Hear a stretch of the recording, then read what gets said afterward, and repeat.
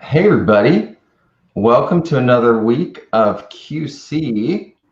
I'm pretty excited for our guests today. I'll let the girls say their names. We are here with Kevin Hervey and Kendre Talley. Pretty exciting.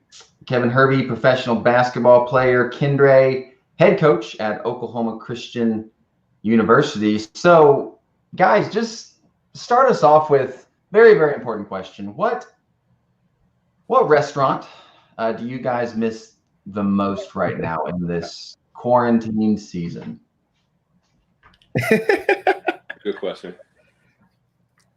I guess I would have to say Cheevers is a spot that we would go to for brunch and a couple of dinners, but it was just one of the favorite places that always had really, really good food. So Cheevers is good. Their tamales are fantastic. Kevin, what about you? I mean, Cheevers is Kendre and I spot.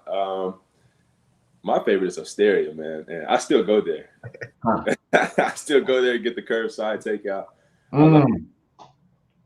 Good deal. All right, guys. Well, I found out this week that Kevin, your favorite player of all time is Dirk Nowitzki, and Kendre, your favorite player of all time is Chauncey Billups. So we're going to kick off this episode with some Dirk Chauncey trivia. Each of you get 3 questions. You're not allowed to Google the answers. Good luck to you both. So all the Dirk questions go to Kevin. All the Chauncey questions go to Kendre. Who's reading? Are you reading the first one? Okay, Anna, start us off. So this is for Kevin. What year did Dirk win Finals MVP? 2011. That is correct. 1 point for Kevin. All right. What year did Chauncey win the Finals MVP? Was it 13, 14? No, it was Pistons won way back in 2004. I am tripping. Kevin takes the early lead 1-0. All right. Cleveland. Highest scoring game? I didn't hear the question. Dude, What was Dirk's highest scoring game? Highest scoring game? Was it? I know him and T-Mac went back and forth, and he scored 61 or 63. Oh, that was incorrect. It was 53. 53. I don't have the team written It down. was against the Rockets, though. I know it. Was that? Okay. No, what? A hard question. All right. What was Chauncey's highest scoring game? That's tough for Chauncey. I'm gonna say 44. Oh, so close. It's 39. Okay. 39. He was never the big volume scorer. He did a lot of other things. All right. Hey, good news. The last question is multiple choice. All right. So it's one of these 4. All right. Take it away, Anna. How many points did Dirk average his rookie season? 8, 11, 16, or 20? I gotta go with 16 because I do not know the answer. I'm sorry. The answer was 8. 8? I can't fathom Dirk only scoring 8 points a game. But you remember when he was a rookie, he was he was so gangly. He's good, though. He can handle the ball. I mean, when was he a rookie? Probably the year I was born. So, I mean. Yeah. All right. Final question here. How many points did Chauncey average his rookie season? 8, 11, 16, or 20? Chauncey, number 3 overall. I'm gonna have to go 16. Oh, it was 11. 16 is the safe choice, bro. All right. Thanks, girls. Y'all can head off. Well, luckily, we didn't really bring you on to know all that trivia stuff.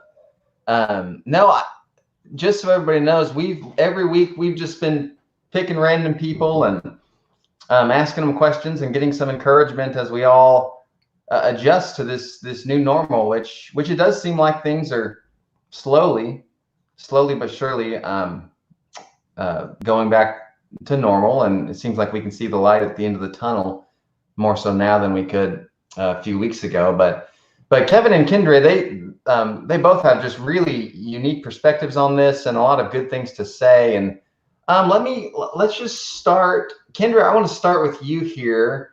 What's it been like as a head coach, just trying to do your normal duties and the normal things that you would do in this kind of an environment? Really, it's not a whole lot of normal.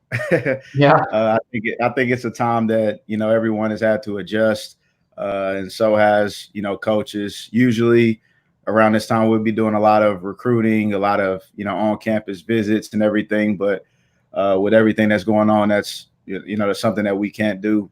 But you know, in this time, it helps you develop other talents. So I've became a really, really good Zoom meeting guy. I've been meeting with a lot of parents and, you know, players, FaceTime, and just being a little more genuine. I think the players and parents are getting a better feel for me, and everything like that. And we've also had some awesome help from our university as far as, you know, professors, Jeff Simmons, Wes McKenzie.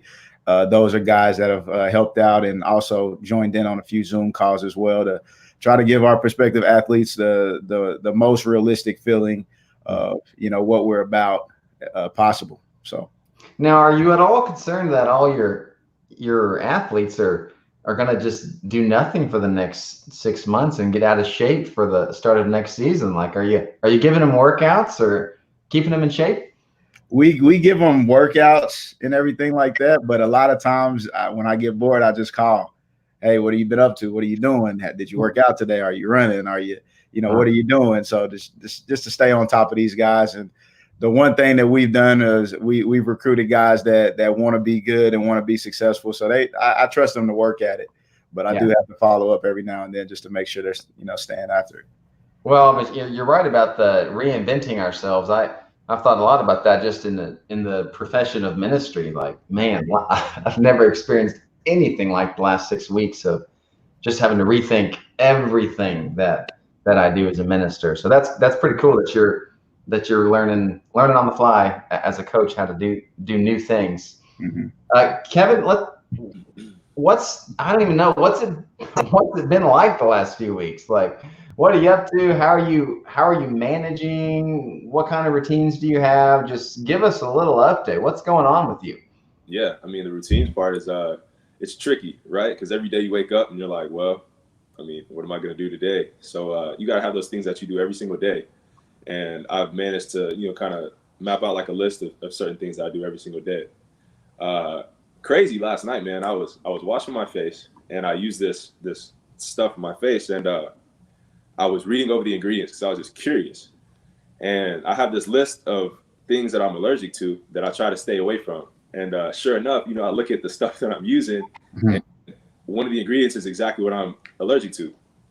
And so in that moment, it caused me to just like rethink my whole process that I was going through, rethink like what I was even doing in the moment. And that's kind of what's happened with society in a way. We all have to rethink what we do from the day-to-day basis because, you know, it's been shaken up and it's been changed. So I think this time it hasn't been good for everyone because, you know, it's a pandemic and people have lost family members. But for those who have been fortunate enough to be able to have an ability and the time to just kind of sit and weather this storm, you know, there's a lot of time to put the mirror up in front of ourselves and to evaluate our lives. And like you said, just be introspective. Mm-hmm. So, you know, as a professional athlete, Kevin, your body's important. You got to take care of it. You got to keep it in shape. And what have you been doing? I mean, do you have like can you still go to a gym somewhere to lift weights? If not, how do you take care of your body and work out and stay in shape? 2 weeks ago, I believe, in your sermon, you challenged everyone to fast from either technology or food or both. And ironically, you know, I was kind of doing that, you know, the weeks leading up to before you said that and challenged everyone. And that week specifically, I challenged myself to do it not for health reasons, but for spiritual reasons. So I did once spiritually, and then I did one for health reasons. And fasting, just from what I've seen doing research, you know, it has really good effects on your body, but it's also hard. I mean, you're denying yourself something that we all feel, which is hunger. And especially with nothing to do, it eats at you even more. I have availability at a gym here. I don't know if I should disclose who is it that's giving me that availability. I would consider him a good friend, but you know, I've been blessed in this time, man, I have everything I need. I don't necessarily have everything I That's want. cool. I could Yeah, have man, fast things is that I do need. I have, you know. it, yeah, fasting's hard. Like whether it's technology or the classic food. I haven't talked to a lot of people that just relish that discipline, and it just takes a lot of willpower to get through a day without food. So that's cool that you're trying those things. Smoothies, Go ahead. they don't count. It's just Oh. water. Just water. You know, Kendre, the timing of this is like not ideal. The timing of the coronavirus and this whole, the world shuts down. So you're in year one of official head coaching with interim status taken off. And then I guess a year before that, it was interim head coach. Talk a little bit about that transition. What was that transition like, going from interim and then having that title removed and then going into a new season? You're excited, and then this happened. What's that been like? Basically, like you just described it, it's been a roller coaster, emotional roller coaster, and everything. When I took over, as the interim coach, everything that went through my mind, you could probably imagine. Being a young coach at a high level of basketball it's a pressured situation, and I struggled with that a little bit early on. From having to recruit as an interim coach, I had to convince guys to come play for me that wasn't sure if I'd be here, and all I could do was try to get them to believe in me and what I stood for, and to hope that everything went right. But that was kind of the first initial part of it that was tough for me. It was to build a team as an interim coach. And then it was just the roller coaster of things are going good. Are they going to take the tag off? Then, some more time passed, and then it came to a point to where it was basically, I don't know if I'm going to get this job. So, what's next after this? And my dad was very instrumental in this time for me, because he just convinced me to be myself. Being on that stage with a lot of eyes on you, you could tend to put on a show sometime or to act a certain way. And, they chose me to be the interim coach because of who I am. And that's one thing that I really focused on during the rest of that time, was just being myself. And it planned out. But, once they took that tag off, one of the best days of my life. This is home for me. I went here for 4 years, played here. And everything like that. So it's a dream job for me. It's a special place. And my intentions with the program are good. I want to get it back to where it was, and also represent what we stand for as a university. So it was an emotional roller coaster, but it was worth it. It was worth it. Well, I think it's really good for people to hear that idea of you really do just have to be yourself. And to me, that applies in so many disciplines and so many areas of life, where whether you're teacher or just work in the business world, or even with young people just trying to navigate the social world, there's always somebody else, and you're like, I think I need to be like that person. And if I was just more like him, and if I dressed like her, if I acted like him, then everything would be all right. But man, there's a day where you just got to say, hey, God made me to be me, and I have to be me and nobody else. And that can be really scary to do that. But that's cool that you really embrace that, and it's turned out really well for you as the coach. So I'm thankful that you shared that. One thing that I'm really big on is the power of friendship.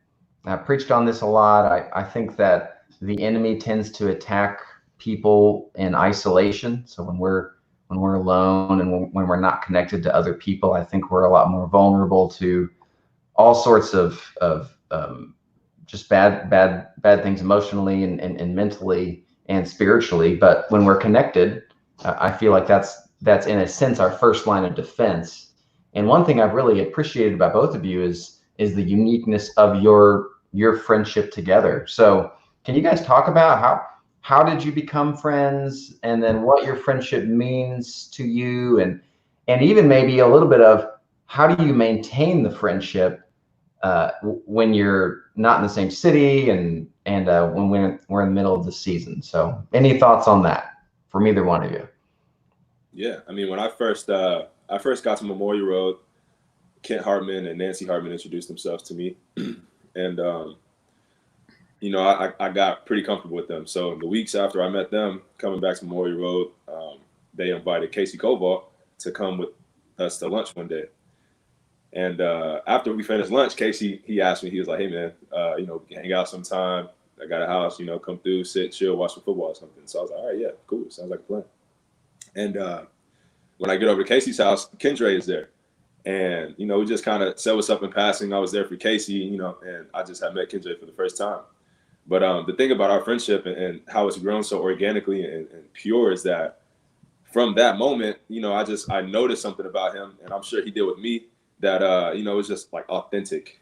There was something real about both of us that, you know, we were ourselves, we wear our emotions on our sleeves. We have different perspectives on life, and he's been through a lot. You know, he comes from a place where he didn't necessarily have all the advantages that other people had. And yet, you know, he's made something of himself, and now he's sitting as the head coach. He had the interim tag, and now the interim tag is off. He was an assistant coach at another school, and then he came to OC. I mean, God has really led his path and led his footsteps, and I believe he's done the same for me as well. And so naturally, you know, when you're a hard worker, you have faith in God, and you're just, you know, authentic, you're more drawn to people who are similar. And, you know, I really did sense that about Kendre, and I'm sure he felt the same way about me. And, you know, our relationship is it's only strengthened and grown. We encourage each other. We push each other to be better. And I want the best for him. There's no selfish agenda or anything like that. Like, I genuinely want him to be happy. I want him to accomplish everything he wants to accomplish in this life, and I'm here for it all. And y'all still maintain connection, like even in the middle of the last 6 weeks with this crisis, y'all have maintained that friendship? Yes. And and I was listening to a song the other day that said, me and my brother don't talk every day, but we're locked in, you know, and that's something that me and Kevin can kind of go by a little bit. And I just want to backdoor off of that. It was like he said, it was just kind of a vibe, I guess you could say, that kind of gravitated us towards each other. And the more that we talked, even to go, you know, backdoor off of my situation I just talked to you about with the interim thing, Kevin came to a few practices. He's sat with me, and we've sat down and talked about, you know, every little scenario and everything that I was going through. Also just some personal stuff. And he kind of knows what I'm talking about. We've both had struggles and things that we had to deal with that it's not too many other people that you can talk to. And he's just a guy that is, I can say, is almost just like we're the same, you know. We're the same. We have different outlooks and stuff on certain things, but we're also just like the same person. And we have good intentions for each other as well. But just a genuine guy. And I think that, you know, throughout this time, like I said the other day, he sent some stuff back up from home that couldn't fit in his car, and he sent it to the house. So he came over and stopped by to pick it up. We ended up standing outside for an hour and a half just talking. And we didn't have we bounced over so many different subjects, but that just kind of tells you a little bit about our relationship, you know. That's pretty cool. Yeah. So $1 million question is, have y'all ever played one-on-one? Nah. Yeah, you shouldn't do that. You don't want to threaten the relationship. Don't do that. We don't really even talk about basketball like that. Yeah. I know he gets enough, you know, questions and everything from everybody else that I don't think I've ever asked him a question about, hey, you know, besides talking back to the coach one time, but that was about it. Oh, that's so cool. What a great relationship. Yeah. So, Kevin, you know, the last few years, it's been like professionally, you've had a really interesting journey from, you know, doing great in college, big injury, get drafted, more injuries, knock it out of the park in the summer, get the two-way in the fall. But it's just kind of it's been up and down. And one thing that I've always really admired about you is it doesn't necessarily seem to matter to you what the future holds. You're always focused on what's going to keep me grounded now. How do I get better now? Can you talk about that mindset? Where does that mindset come from? How do you deal with the future and the present? And how do you go about just keep going even when things sometimes are hard? Yeah, man. I mean, I'm blessed to have people like you in my life. I mean, a year ago today, I was probably meeting with you, and you gave me books. I had just started reading when we started meeting, so I was kind of new to the hobby. You gave me an incredible book, James Hill, He actually lives down the street from me. He gave me an incredible book, man. And a year ago, I kind of set my mind out for wisdom and knowledge to just attain, just to have, and I haven't looked back. I'm nowhere near perfect though. I mean, I go through a lot. The roller coasters sometimes, you know, I have to get off, and I'm just like, man, I can't do this anymore. I've gotten to places, really, really, really low places where I needed encouragement, and I'll go to somebody like Kendre, who would meet up for lunch or something. And I've just been blessed, man. I have a great family. I found a church home here. I've made friends here. I've built friendships and relationships here with people that are there to encourage me. So, I mean, you know, I've done a lot of bad. I've done a lot of wrong. I've handled situations the opposite way of what I should have. But at the end of the day, man, you know, Christians, I believe, we put our sights on God. And when we do that and we lay our burdens at his feet, we just acknowledge that, you know, this world, everything that we're going through is just greater than ourselves. Virtually, we individually, we don't matter, you know. We're supposed to be living our lives for God. And so although we make mistakes, although we go through trials and tribulations, all the things that happen. I mean, I don't put my roller coaster above Kendre's or yours or Josh's or anybody's that I know. We all go through the same things, and we're challenged in very similar ways. And so just to have that ability to step back, just look at the situation, evaluate what's going on, and to live in the moment and in reality, I think is just the biggest thing for me, man. And I've gotten that from books, inspirational videos. I mean, I rest in peace, but I studied Kobe Bryant all last summer. His mentality, the Mamba mentality. You know, in Playton's man terms, it just means to be the best version of yourself. You know, what does the best version of me look like? And only each individual who asks themselves will know that. With this coronavirus, being the best version of yourself looks like, man, how can I get as much knowledge, as much wisdom as I can to make it out of this the most optimal way possible, right? There are going to be people who have been sitting, doing nothing, watching Netflix all day, and for them that might be okay, but you know, just for me personally, that's just not the way that I've kind of wanted to handle the situation. But just being surrounded by good people, man, I think that's, you said it earlier about the evil, man, the evil in all of us wants to, it preys on us being alone. And so, you know, there are times where I want to be alone and I'm down, and, you know, I've been through a lot, but most times, man, I look for encouragement. I look for people who understand where I'm at in life and who can empathize with me and just encourage me to be better. Yeah, that's, you know, early on, Kevin, when we first became friends, whenever that was, two years ago, I was actually really surprised at something very unique about you. You didn't seem to wait for somebody to come into your life to bless you or to mentor you or just to be a friend. You seek those people out. Like, you're like, no. There's something in your life that I want, so we're gonna hang out. Like, most people don't have that like drive, but you would just pursue people to learn from them. And man, that's so unique. And I'm totally with you. I think we become like the people we hang out with. I mean, Paul was right when he said bad company corrupts good character. He's right. We become like the people we hang out with, for better or worse. Mm-hmm. And I love that you're really intentional about growing spiritually. Like, you know, I think the average person would assume, well, he's a professional basketball player, he has to put the work in and the time in, and you have. But I'm just really impressed that you also are like, but you know what? I'm a human being. I'm a man, and I want to be a good person too, and that takes work. Like, you don't just wake up one day like, oh, I'm really holy. Like, it takes work. And still working. It doesn't mean you're perfect. It doesn't mean you're perfect, but you're working on that. And so I appreciate that perspective. Kendre, what about you? How do you do all this? Like, you haven't had just an easy road the whole way, and you've had your ups and downs. How do you just kind of keep going? Like he was just saying, and he's a lot better, you know. I'm kind of a loner, you know, when it comes to finding, you know, people who are like, it's not too many people I feel that have the same interest in everything that I do. And the reason I'm that way is because of how I grew up, I guess you could say, a rough area. And all it takes is one bad friend, or, you know, being around one bad group of guys that you don't even have to do anything wrong, but it could reflect you as well. So I've just, you know, like he said, that Mamba mentality, I focused in on myself, and just try to reach my potential, push myself to my limits as well, to do the best as I can for myself.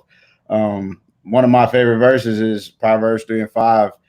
Trust in the Lord with all your heart and don't lean on your own understanding. And that's one thing to me that's just that you can almost apply to every situation, even now. Like if you try to make sense of it for yourself, you won't get an answer for it. And some of those things, it can emotionally wear you down.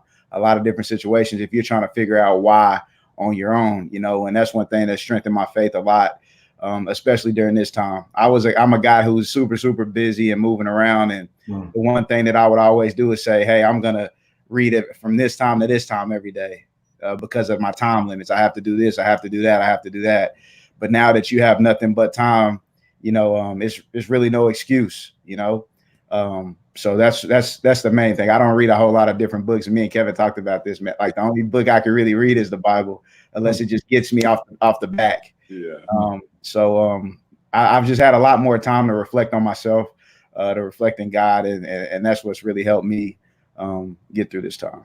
Man, I love that Proverbs verse you're talking about. That line, lean not on your own understanding. That's hard because I got to be honest. Some days I feel like I have a good understanding and I want to lean on it, but to really practice that is to lean away from yourself and towards God. That's hard. Super hard. Really, really hard. What do I want to ask you guys next? Okay, just a few more things here. We have a fun ending for both of you guys, but answer this one. So we got a lot of people watching live, and a lot of people watch it later. But it's really interesting that depending on who you are, you're dealing with this in a very unique way. So for some people, the primary concern right now is like, I've lost my job, I might lose my job, or maybe just the nest egg I built up for retirement has shrunk dramatically. Some people have a big financial angst. Other people, it's there's friends or family that they love and they just want to connect with and they want to be with, and they just can't do that right now. Other people are just flat out bored all the time, and then the boredom is leading to all sorts of horrible decisions, and so now they find themselves caught in this web of just lack of wisdom, and they don't know how to get out. So everybody's dealing with this differently, but if you guys had to just say one or two like words of encouragement, like, hey, here's one thing just that I think to kind of keep you moving forward, what would you want to say to the people listening today? Kevin, you can go first. Oh, you want me to go first? Yeah. I guess 2 months ago, I said, all right, 4 months ago, I said, you know what? I'm going to turn my TV off. No TV. Every time I come home, I get in this mode where I just want to sit, watch a great show on Netflix or HBO or Starz or something. So I said, you know what? No TV. It was really hard the first couple of weeks, but this is all before the Corona stuff happened. So it was hard the first couple of weeks, and then, I kind of started to manage. Since this Corona stuff happened, I'm at the crib now all day doing nothing, and I don't have an urge to turn on the TV.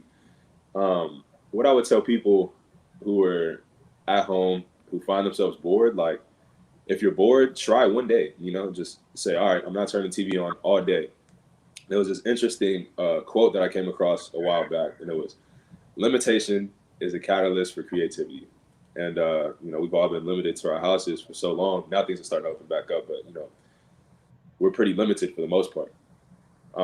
Get creative, do something, do push-ups, sit-ups, try to find a book, or maybe go on a run or a jog. I mean, a lot of people are doing that, but the encouragement I would give is just turn off the TV, man.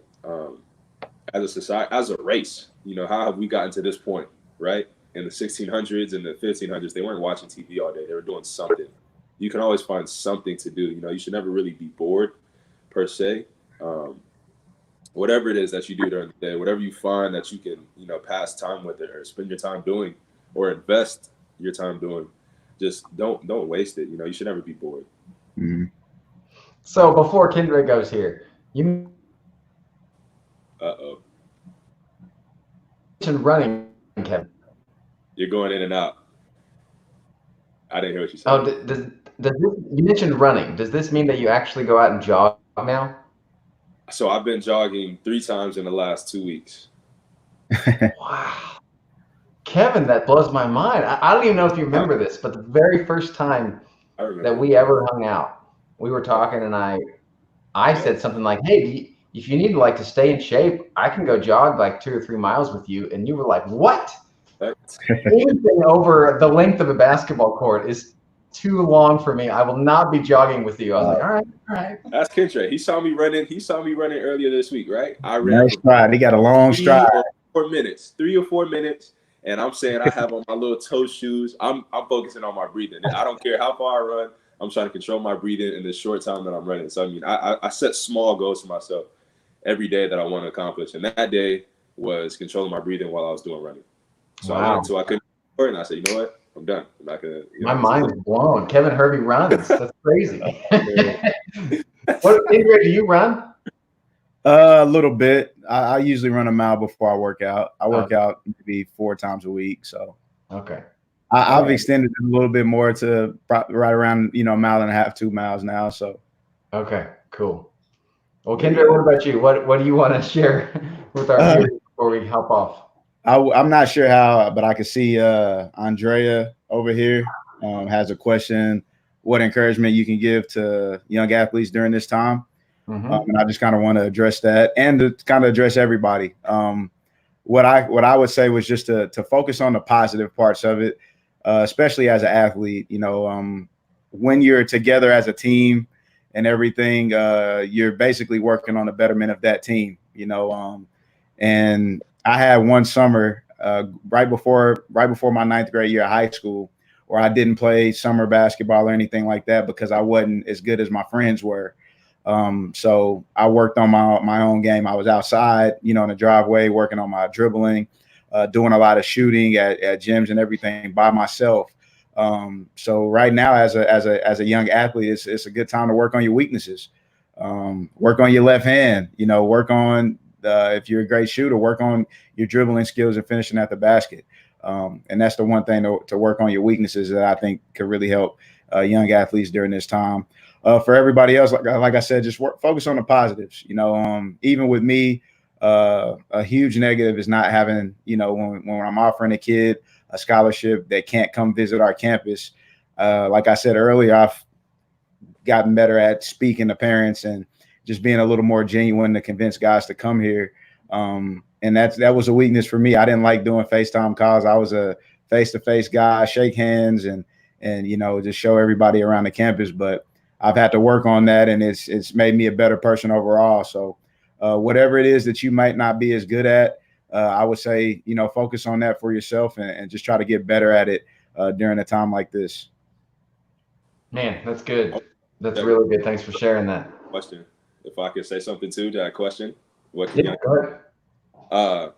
What this corona has shown us is that we don't necessarily need all the things that we had, right? A lot of the stuff we had were amenities. For me personally, whenever I play basketball, I don't necessarily dribble that much. I'm not as comfortable as I could be. So what I've done was I just work on my ball handling out in the driveway at a park. It doesn't matter.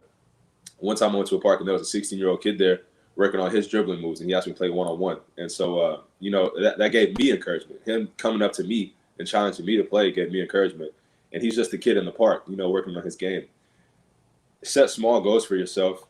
Notice things that like Kendre said, that you aren't good at. And what he said, work on it in the driveway. Do it unconventionally.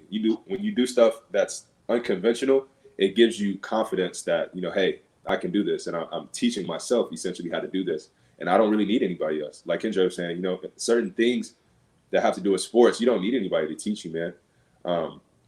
You're going to absorb the information and knowledge yourself if you really sit there and you work at it. That's it. Man, that's great. That's great. Well, here's how we want to end it. We have one clip of each of you that we're going to show here. And we want to hear some thoughts about these clips from you guys. So, Kendre, we're going to start with yours here. And we were going to have it be a surprise, but I think you saw right before we got on. So now that you know what it is, can you, before we play it, will you set this up What's happening and what are we about to see? So this is Cage Camp when we have the overnight camp, my freshman year of college.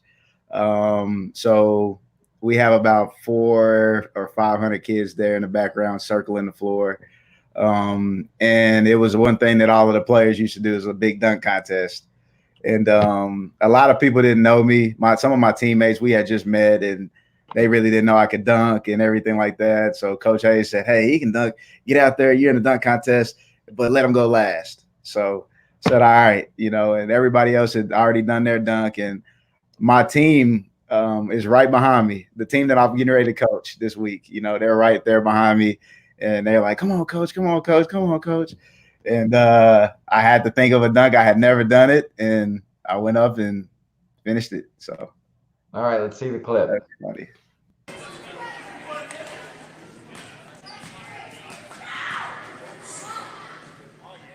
Ooh, off the wall. Okay.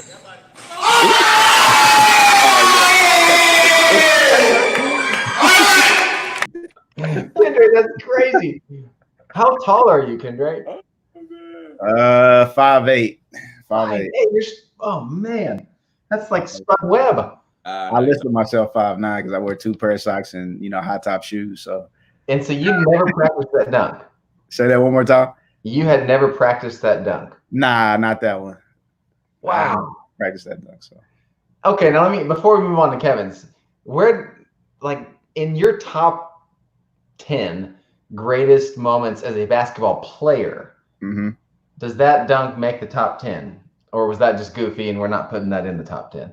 I could put that in the top 10 because I've slowed the video down and analyzed where I jumped from. It's really cool. Well, the reaction of the crowd is crazy. Yeah.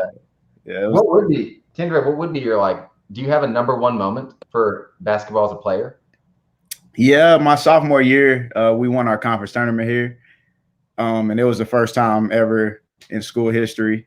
And it was an overtime game. And just the road to it, we beat the number 13 team in the nation first round, 10 team nation in the second round, and then the number 1 team in the nation in the championship game in overtime.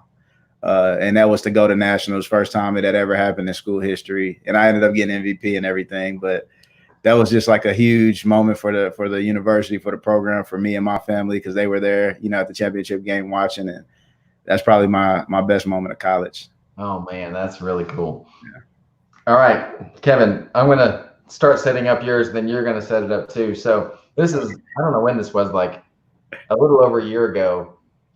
I think it was when, after Kawhi Leonard hit that game winner in the Eastern Conference Finals when he was playing with the Raptors. I was with you, Kevin, and we were at the church building. We were talking about, like, people hitting game-winning shots. And I remember I was standing next to Logan Mays, and I was like, Logan, because she played basketball. I was like, have you ever hit a game winner? And she said something. And then I said, hey, Kevin, have you ever hit a game winner? And you're like, yeah. And then you pulled out your phone, and you're like, do you want to see it? I was like, oh, yeah, I want to see it. So we're about to show that clip, Kevin. So set up this game. This is a big moment for you. All right, so we're playing Texas State. They're our rivals. We literally hate them. They hate us. They play dirty, by the way. We're on the road. It's my senior year. It's our last game of conference. So this is my last conference game of my college career. The game is going back and forth. We're obviously the better. Obviously, we're the better team, and they're playing this very closely because they're playing hard. And their stadium is usually never sold out, but for this game, there's a lot of people in there. So game's coming down to the wire, back and forth. I'm doing well. My teammates are doing well. And it's 82-82 with 13 seconds left. So right before this, the player standing at half court right on that Bobcat hits a 3 to tie the game. But before he hit that 3, our point guard, my guy, he misses 2 free throws. So we're up 3. We could go up 5. And there's probably about 20 seconds when this happens. And he misses both. So they get the rebound, come down. That guy on the Bobcat hits the 3 to tie it. So, their stands are going crazy. And their stands never look like that. But their stands are going crazy. And normally the point guard shoots the game winner every time. So my whole college career, I never really gotten to shoot a game winner because normally he shoots it. It's like me inbounding it to him. But this time, for some reason, I don't know, he inbounds it to me. And so I get it. And, you know, I have tunnel vision. I'm not giving it up. I know I'm shooting it, and I'm just going to hope for the best. So you can run the clip now. Hervey will walk it up. Looks like he's going to take this all himself. Under 4. Hervey for the win. Got it. Talking to the crowd. I feel like I'm there. I feel like I was there. Everyone in the arena was going to hear me. The ref stood up. He was like, hey, calm down, go to your bench. And one of the red shirts, there was a red shirt freshman on the team, ran all the way out onto the floor to come jump on me, and there's time left on the clock. So luckily we didn't get a tech, but that's big time. Moment. And that right there, that is number one, like undisputed number one all time. That was I love that one. My parents were at the game. They got to see it live. My dad actually had an interview at halftime that game that he told me about afterwards that I didn't even know happened. So, man, it was great. Man. Yeah. What was going through your mind when the ball dropped in? Oh, when it went in? Oh, yeah. I don't even know. I can't decipher what. That is pretty cool. Well, guys, thanks so much for carving out a little bit of time to be with us. Super, super good to hear from you guys. Wish you both the best as you get through this season like the rest of us. But it's just been really a blessing for me personally, but I know for everybody watching and listening to get to hear you guys. And I know you guys are leaders and you have influence, and then people really look up to you and trust you. So thanks for leveraging that influence well and for blessing a lot of people today. So I appreciate your time. And for all the listeners or the viewers, just stay tuned. We'll have another episode next week, and the Lord's blessing to you all. Thanks for watching. Thank you.